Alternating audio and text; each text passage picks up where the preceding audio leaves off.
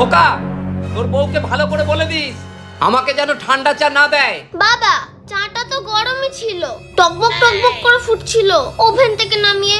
আপনার কাছে আনার সময় একটু তো ঠান্ডা হবেই। খোকা দেখ, আমার কত ঠান্ডা লেগেছে, একটু যদি গরম চা দিত তাহলে একটু তো আরাম পেতাম। হ্যাঁ দেখ দেখ, আমার কত জ্বর এসছে।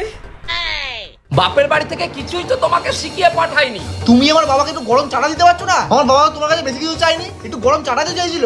ঠিক অকর্মের ঢেকি একটা।